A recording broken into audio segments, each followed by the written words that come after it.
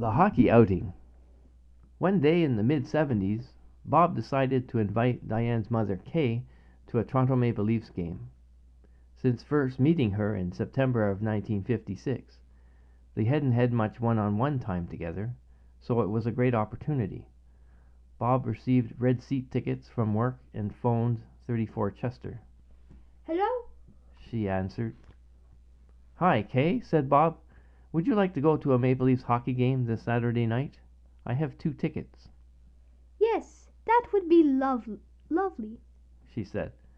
Bob picked her up an hour before the game, and he drove downtown to Maple Leaf Gardens, parking close by. They shuffled with the crowds into the entrance and found their seats in the red section while the players were doing their pregame warm-up.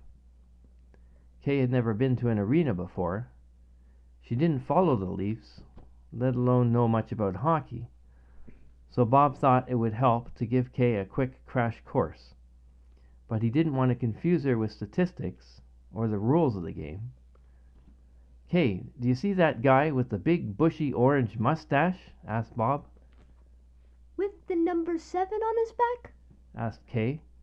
"Yes, he's Lanny McDonald," said Bob. "Oh, he's a lovely man. Such a nice smile." "And that tall guy wearing the C on the front of his jersey and number 27 on the back? He's Darryl Sittler," explained Bob. "Oh, yes, he's a dear. Said Kay. So majestic looking." "Great," said Bob, and he left it at that. He figured if Kay knew a couple of the key players, she could follow the game better. 5 minutes later, Kay noticed 3 fans sitting in the row below wearing Vancouver Canuck jerseys. She asked, "Why are those players sitting up here? Shouldn't they be on the bench with the rest of the team?" "They're injured," fibbed Bob quietly, hoping nobody heard the embarrassing question. When the first period ended, Bob asked Kay, "Would you like to go to the washroom?" "Oh, yes, please." she replied. So he escorted her to the women's washroom waiting in the hallway. Several minutes passed, and she hadn't emerged. The second period began, and Bob remained in the empty hallway, listening to the oohs and ahs of the crowd watching the game. Just when Bob thought he should hail a Maple Leaf Gardens staff member to investigate, she emerged smiling. "Everything okay?" asked Bob. "Oh, yes, I was just talking to a lovely lady from Rexdale," she said. "Oh, okay. Let's go back to our seats," said Bob with a polite half-smile. The second and third periods were very entertaining, with end-to-end action, several goals, and jarring body checks. The Leafs were losing 3-2 and pressing for the equalizer.